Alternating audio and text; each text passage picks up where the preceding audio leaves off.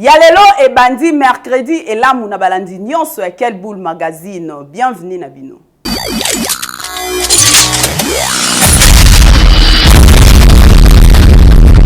La édition ya lelo na ordonnance présidentielle au Mokonzi Mboka nommé bongo nouveau gouverneur militaire ya Nord Kivu Tolanda.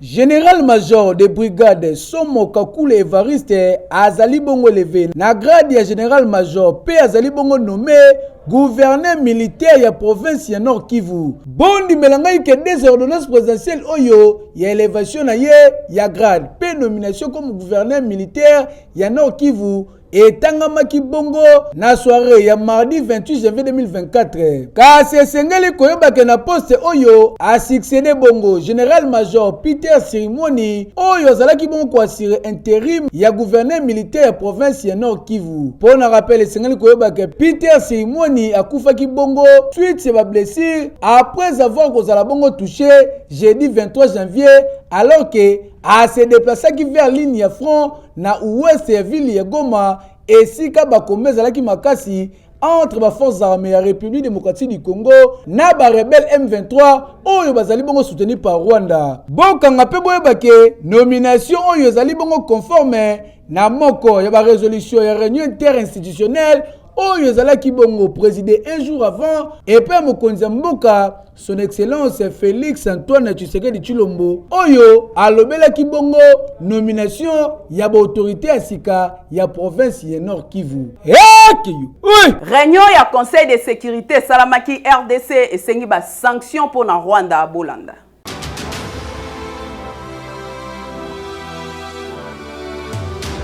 Réunion ya conseil de sécurité ya ONU na New York ya mardi 28 février oyo ezalaki consacré na occupation ya ba territoire ya RDC oyo ezali prise et pas ya ba troupe rebelle na partie est ya RDC. Awa ministre d'État ya affaires étrangères Madame Thérèse Kaikwamba Wagner asengaki ba mesures concrètes contre régime ya Kigali pe ba sanction ya makasi na retrait ya ba troupe rwandaise oyezali na ba territoire rebelle na province ya Nord Kivu yokaye. Nous réitérons avec insistance nos 5 demandes urgentes. 1.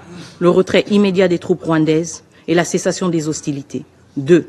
La mise en place de sanctions ciblées contre la chaîne de commandement des RDF et les décideurs politiques rwandais. 3. L'imposition d'un embargo sur les ressources naturelles déclarées comme rwandaises, en particulier le coltan et l'or. 4. La révocation du Rwanda en tant que contributeur de troupes aux Nations Unies. On ne peut être à la fois agresseur et prétendre jouer un rôle dans la promotion de la paix. 5. La transparence totale sur les transferts d'armes au Rwanda. Ces transferts doivent être arrêtés immédiatement pour empêcher qu'ils continuent à alimenter la violence et l'instabilité.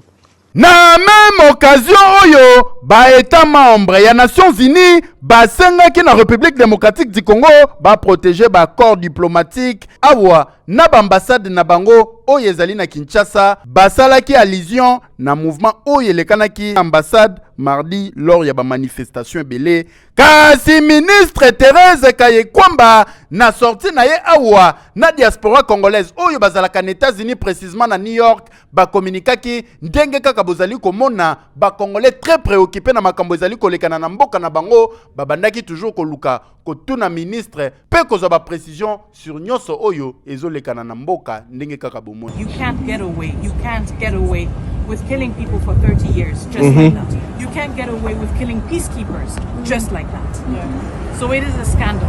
People should be ashamed to walk in there. Yeah. Absolument. After what their country is doing. People should be ashamed. And we will remind them of that. And the ones who stand by silently and do not do anything, we will remind them everywhere. At every single opportunity, we will remind them. They will not rest, they will not sleep. Because we are not resting, we are not sleeping, our people are dying. Yeah. They will not rest, they will not sleep. Because our people are dying. Yes. So what do we want? Justice! When do we want it? Now! When do we want Justice! Ba Congolais ya pa partout dans le monde entier bazozela ba résultat moko palpable suite ya ba réunion ya conseil de sécurité oyo ba sanction ya makasi contre Rwanda, pays agresseur ya RDC na partie est. Hey Keyo, oui. Numéro 1, Église catholique, Pape François a sali message pour la situation ya Goma à Bolanda.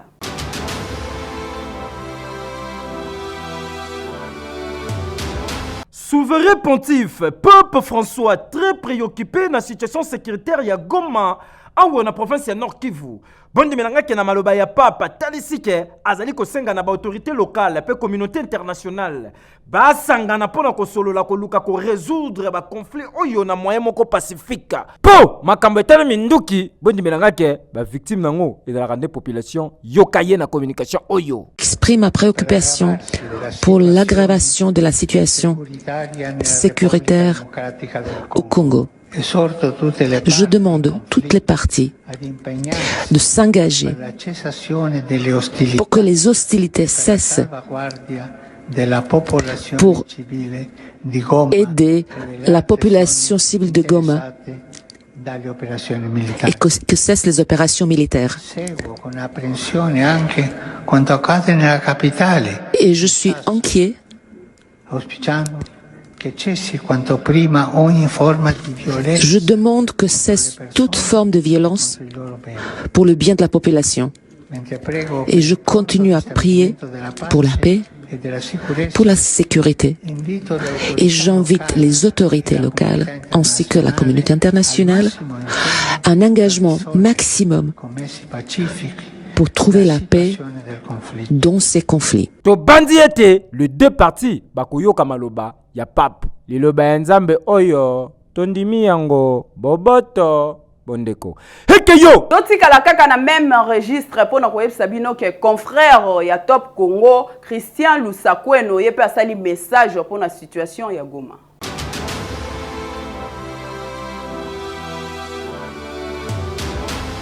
Les forces spéciales rwandaises seraient, selon des informations données de sources internationales, intervenues en nombre supérieur à 10 000 hommes. Et alors qu'hier soir, les FARDC avaient récupéré la RTNC notamment, et que l'aéroport n'était pas sous leur contrôle, cette nuit, des milliers de soldats sont intervenus dans la ville. La vérité sur Top Congo FM étant la règle, nous devions vous dire que ce matin a eu lieu dans le chef-lieu de la province du Nord Kivu un vrai carnage. Les forces spéciales rwandaises sont intervenues et un peu plus tard dans la journée a été aperçu marchant dans la ville, entouré des forces spéciales, sans aucune gêne, un des leaders du M23. Nangambo artiste musicien pe weranson atikala ki simate ye pasali message pour la situation au ya Goma.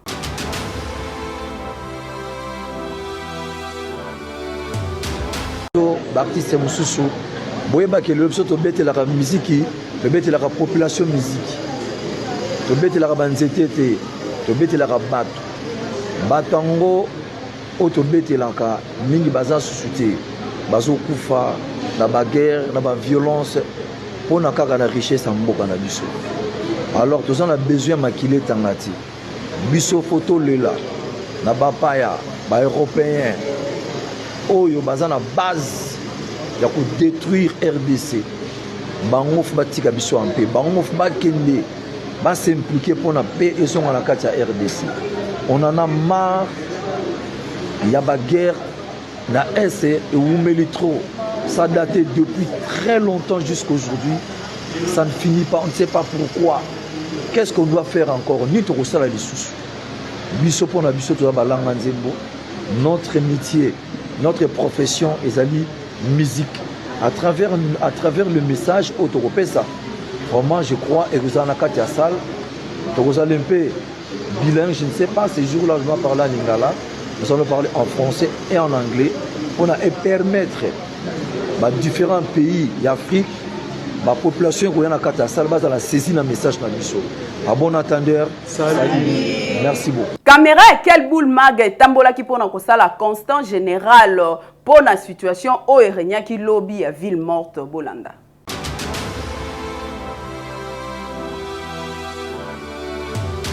Kinshasa, mercredi 29 janvier 2025, après la manifestation, il y a population. Oh, et Salema Kibongo, mardi 28 janvier 2025. Kinshasa est la mouki un peu timide. Bota la binomoko tozali na centre-ville, en plein boulevard du 30 juin. Circulation est mitouka. Pour la plupart, ezali kaka ba personnel. Ba mituka o esalaka transport en commun, lokola ba taxi bis, ba 207, ezali penza komona na te. Côté ya ba taxi ezali kaka ya moko ndenge bozali ko constater. Tokoti na kati, bota la bino moko, ba magasin nyonso ezali fermé. Ndenge bozali ko constater na biso. Totamboli ville mobimba, ville ezali vraiment timide, ba activité ata moko te esalemi. Kaka quelques supermarchés nde fongoli kasi ezalaki bongo ba après-midi. Circulation ezala ya batu, ya ba moto, o embouteillage bosana. Donc ville ya Kinshasa ezalaki timide, surtout que ba annonce ya ndenge na ndenge ya ba marche ezalaki bongo proclamé, quand bien même ba autorité ya ville province ya Kinshasa ba anilaki bongo ba manifestation sur toute l'étendue ya capitale congolaise. En tout cas ezali kolakisa koma ba kinois bazali de cœur na ba compatriotes congolais oyo bazali bongo kolekisa ba moma ya galère ya souffrance na partie est ya République démocratique du Congo. Teno bon la victoire et gozala na ngambu na biso. Ekei! Pona ko constater ba dégâts o esalamaki lobby na ville morte o ezalaki awa na ville province ya Kinshasa, madame la première ministre Mama Judith Suminwa atambolaki na ba coin ebele ya Kinshasa pona koyeba nini elekaki.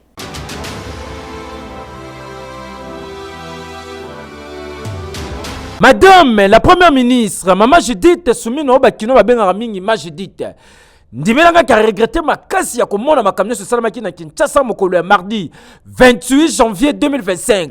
Marché kendaki bien mesuka ya kopiller bakota na supermarché bayibi bakota na ambassade babotoli misu bamemi na bakiti misu kande sali ya bino tike loko beta vufol n'importe où ça kenango kanda nyoso population la kesa kinde premier ministre zaki accompagné na ministre ya intérieur bakitaki présent ko luka ko tambola ko yeba ko constater ba dégâts nyoso esalamaki ye yonde bozali komona zali ko solola ko yeba ah papa mbote nini leki bayibi nini yo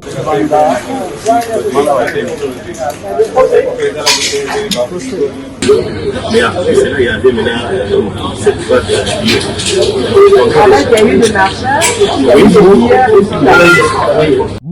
boyete soki bobimi po na marche bosukisa na marche bapiyaka te boyebi pillage mamemema na mboka o hekeyo bango bayaki ko partager expérience na bango na Gilles Lingete 14 membres o ya Congo Brazzaville délégation o basokipaka na finance nde bazalaki wana.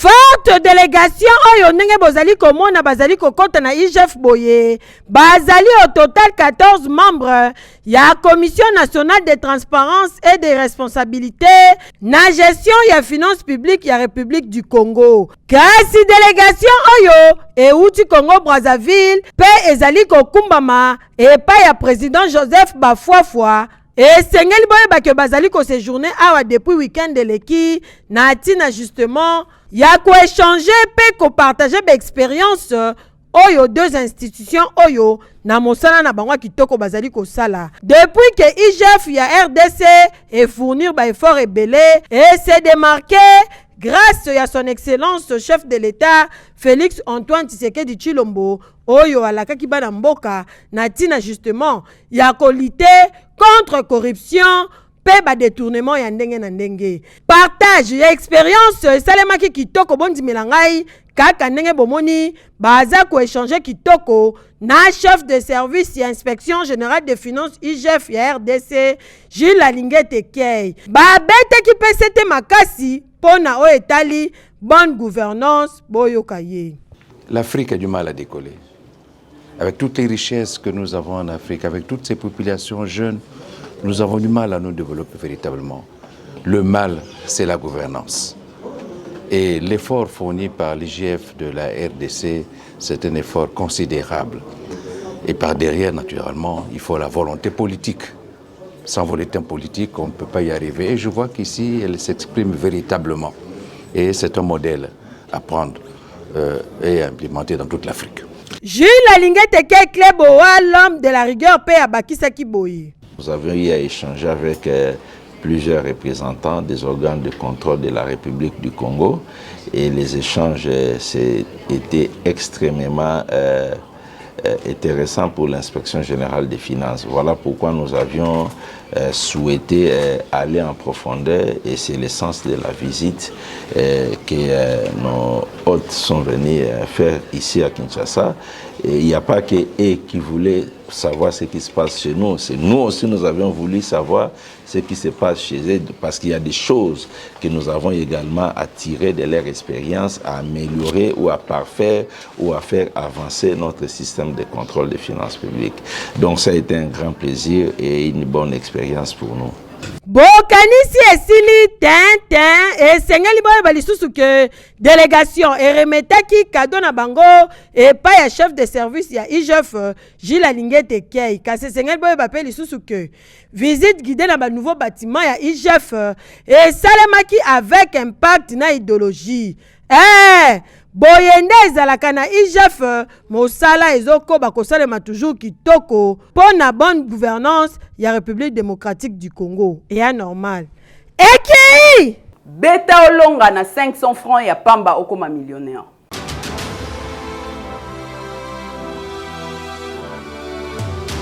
Winner.bet présente Winner Loto.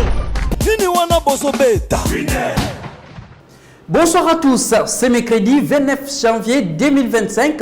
Si vous avez tenté votre chance avec les Win 4 de la soirée, vous pouvez remporter la somme de 11 605 000 francs congolais. N'oublions pas aussi les Win 4 double de la soirée qui est de 21 985 000 francs congolais. À vous donc de choisir que 4 bons numéros sur votre ticket pour espérer gagner tout cet argent. Et bien si vous l'avez fait, alors bonne chance aussi pour la suite. Ce tirage se déroule sous l'œil vigilant des huissiers de justice, des officiels Winner Loto, mais aussi d'un public témoin. Mesdames et messieurs, regardez, nous accueillons tout de suite les 11, notre tout premier numéro de la soirée. Quel sera notre deuxième numéro? Accueillons les 40. On avance pour le troisième numéro. Et c'est le 6. Regardez, le quatrième numéro. Accueillons les 36. Je vous rappelle la combinaison gagnante si votre qu'il fallait nécessairement trouver les 11, les 40, les 6, mais aussi les 36. Avez-vous trouvé cela depuis la maison? Si oui, moi je vous dis félicitations. Sinon je vous retrouve très prochainement avec le même plaisir. Excellente soirée chez vous. Au revoir. Hôpital moderne eyebana déjà awa na ville ya Kinshasa kende kaka na komi na ngiri na kenge 77 TVC médical oya docteur Benjamin Tatete na maman Violette Tatete.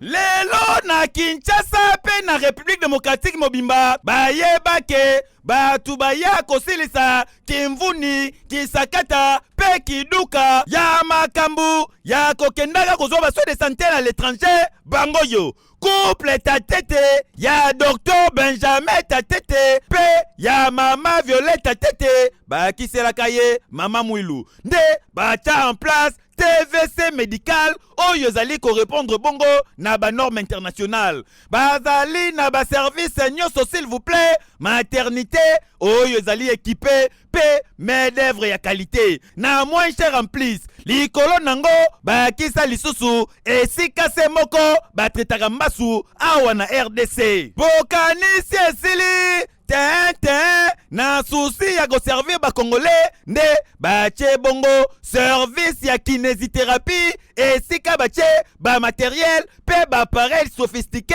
surtout personnel hautement qualifié pour soki ba simbio bala moko okitisi makolo obandi kotambola yoka communication tout ça là ka ba appareil tellement ya malamu sophistiqué c'est-à-dire pour na makolo o ezali ko vimba ba problème ebele ba insuffisance veineuse ba lymphoedème oyo bato ebele ba bombaka na bandako balobaka ezaka kambasu ezaki ndoki awa na TVC médical ba spécialiste lokola docteur Tatete aswaka makambo wana pe aswanaka yango wana na sali appel na bato oyo bafandaka na ndako babombaka maladi te oluka munganga oyo ya compétence oye le TVC médical bakosoigner yo pe okozongela lokola bato ebele bapesaka pe litatoli wana mpona mosala ya malamu oyo ezali kosalema na TVC médical tozali wana mpona kosunga population congolaise. TVC médical, c'est une référence. Papa, maman, ne vous trompez pas d'adresse. Soki olingi, ozwa baswe de santé à qualité supérieure, qui man na TVC médical, oyo zwami na Kenge 77, commune ya Ngiringiri. Yo pe oza libanda, oyo olingi bandeko na yo, basa la prise en charge na TVC, contactez équipe ya TVC na ba numéro oyo eza affiché. Ah, docteur Benjamin Tatete, na maman Violette Tatete, bino boza vraiment don oyo nzambe apesi na ba Congolais. Po grâce na bino baswe de santé est commis assuré awa na Kinshasa. Ekeyo! Oui! Tokende na komi na Selemba okuna na avenue Mabeka babwaki mwana kokamwe pesi pasi pe mawatango ba musuba oluka bana na bangomba.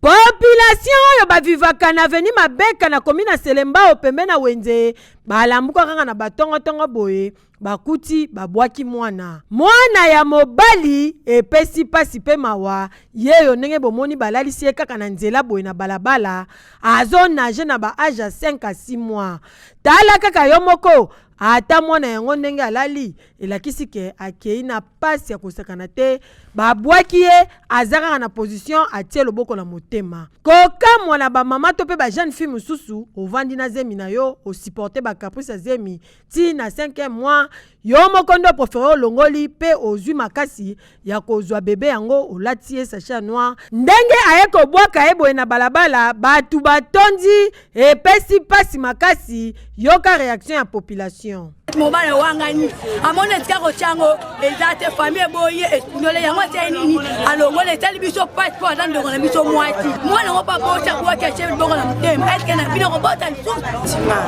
na bota so bisi mutu na bota sa timango pasio bazolongo la baze musko boke lukula mibali na mibalo babanga na baze bitango chengi ma charge na yo mi charge na yo okimi charge sko musana pass na ole kana kuta mwana na balabala bile bandeko basi soko mwana ko bota na yo te zwa tonga lokola baninga baozwa tonga eza masumo boka mwa boye na nzeleza malamu te en tout cas makamba boye eza normal te tangu batu misusu bazo mata bangomba kolala na baveye de prière na l'église pona koluka bana ba misusu tala bango yoyo bazo bwaka bana na balabala toko senga kaka na bandeko mama ata soki mobali awangani zemi botano kaka ndenge tokoma komona ba jeune fille mususu azobundana na bana na ye azobokola bango azodebrouiller bazokola kaka na ngolo ya nzambe kasi ya kobwaka boye eza normal te po yebi te lobi soki mwana ngwa ozala nani eza normal te eki stabilisateur ya ba couple café bifle eza wana papa kobuka na te mama pe sombela papa po ozala ngebunge.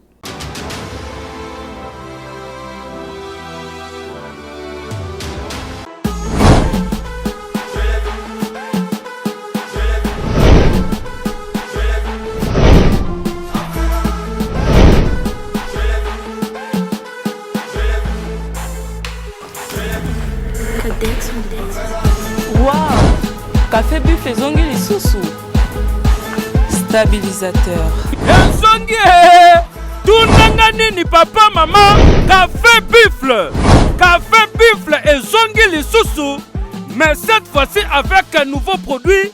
Babengi na combo ya café buffle royal stabilisateur. Soki olingi. O stabiliser mariage na yo papa koyoka soni te baloba kufa soni kuyoka pasi yaka kozwa café buffle stabilisateur na yo po opesa sourire na libala na yo mama seka na tongo pe na pokwa café buffle royal stabilisateur toujours esalami à la base ba plante naturelle tangawisi na ba formule ya sika oyo soki omeli yango o triquet match papa traction na terrain, tout terrain ozali kopuka, ozali kokota, ozali koleka, ponsana pasi ya mukongo, ponsana oyeni mutu lembele. Cette fois-ci, okozala toujours makasi na tongo, pona osala mosala, même na butu, papa okoyeko travailler kitoko. Ah, café buffle royal, stabilisateur, stabiliser couple nanga. Otuninga sika nino kozwa café Buffle, toujours na boutique Neema, yende numéro 1 ya solution ya mikongo ya papa na café Buffle oyo. Cette fois-ci, je vais biso na combo ya stabilisateur. Kaka na boulevard du 30 juin, na rez-de-chaussée à immeuble Tabac Congo, en face ya Régal aux Amobimba. Ne okokuta boutique Neema, kota na kati, okokamwa, tala café Buffle yangoyo, café Buffle Royal stabilisateur, et bongiso libala. Café Buffle stabilisateur, yonde solution, pour ne couper sa sourire, na ba maman, pe papa, à se sentir mobile ya solo. Keyo, oui. Menuiserie en aluminium. Jafar ayelbino awa na villa Kinshasa bokende kaka kuna na Jafar alinde bozo yango.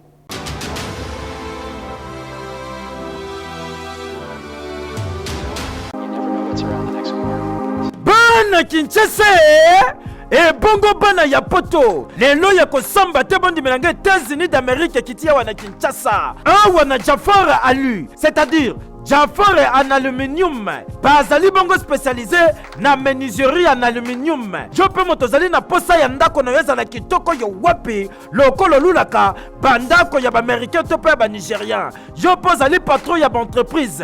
Ozali na posa ba bureau na elata ba lele ya sika ezala bien équipé yanka na Jafar alu ya kosamba te. Fabrication ya ba porte et bongo ba fenêtre et bongo ba garde-fou na ba bain vitré ya kosamba te. Bomona kaba meuble cuisine, c'est-à-dire ba cuisine moderne local États-Unis d'Amérique.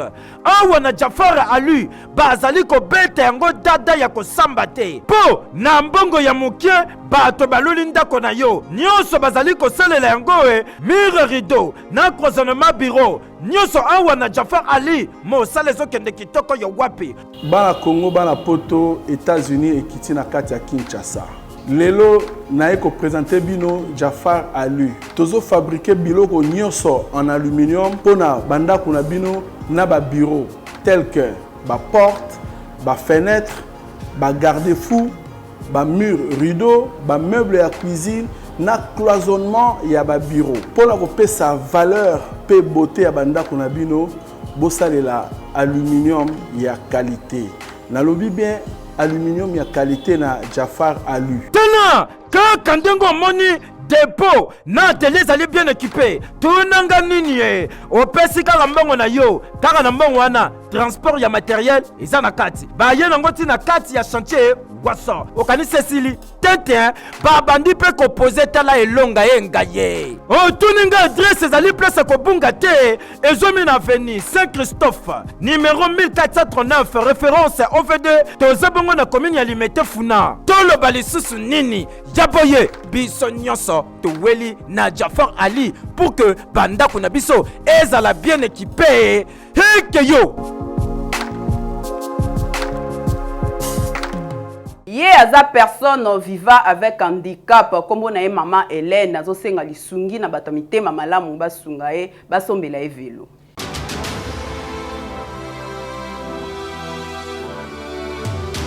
Mama bozali komona kombo na ye mama Hélène tozali bongo na komini ya Monga Fula la quartier Chikapa esika toyeko kutana ye azali na mwa ligablo na ye pona koteka koyeba komilukela lokola azali personne avec handicap nde bozali komona kasi ya pasi pe mawezali ke mama azali na ba difficulté ya ko se déplacer po condition physique na ye ezali ko permettre yete kasi yango azali ko senga na batu ya mitia malamu bayeba kosunga ye azwa bongo chaise roulante pour ne permettre na ye tango azali koteka afanda asala cop na kitoko et puis ba déplacement na ye ezala siré au lieu ya potanaka ndenge mamele nazali kopotana boye yo communication place na sala moi na sala mtoso tala ministre basunga ka bato baza kuna libanda biso bato toza ana kati lusungi ezala rati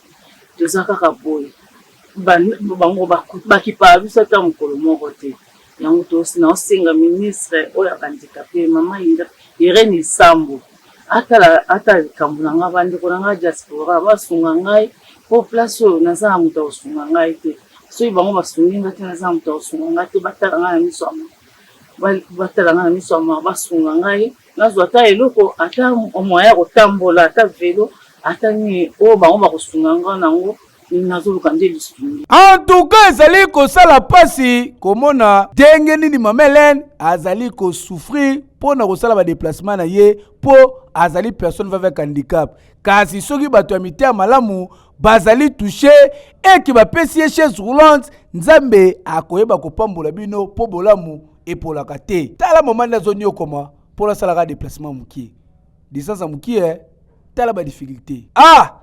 Nzambe oza wapi oza wapi posunga mama Hélène keyo. Oui, condition de vie na bango eza pasi kasi babuka na raté avant okende classe bango bakenda na koteka avocat na bango Janora na Genovi kuna na komina Mongafula.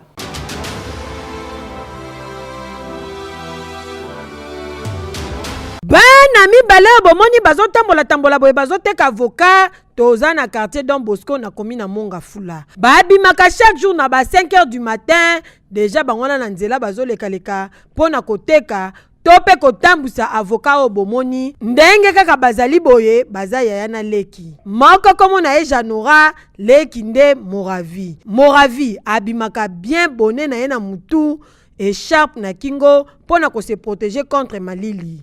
Yaya nde ye yo bomoni abeti la coste bien sac mupandi soki bateki pona ko tiela mbongo. Rôle ya Moravi ezalaka mingi soki client aye neka bomoni ndeko mobali ya telemi aponi avocat apesi mbongo mbala moko Moravi nde kesier azwi mbongo wana atie na sac oyo yaya alati. Yaya nde moteki ndenge bomoni eka na bassin boya ngunzami soki tolobi totanga okomona baza na fond ya malonga te bazoteka 7 avocat s'il vous plaît yoka bango. Janora baso wabise pototanga kama classe. En tout cas makambo boye ezopesa pasi makasi po bana onde bomoni bango boye bakendaka classe soki bateki à partir ba 11h déjà bazongaka ndaku pona kobongama pona kokende classe tour à midi bazoteka po possibilité na famille ezate ba parents bazana eloko te bango moka bazobunda pona survie na bango oyo ezosingaka na batamutema malamu basunga bano basela bango bolamu po permettre bango bakende kotanga normal au lieu ya kobanda na koteka boye après na midi baké classe bazo raisonner déjà malamu po ambition na bango eza ya koluka pona kotanga classe. Eki population ya quartier Saya na komina Mongafula bazo souffrir makasi ba difficulté ndenge na ndenge bozo ba détail ni le mao.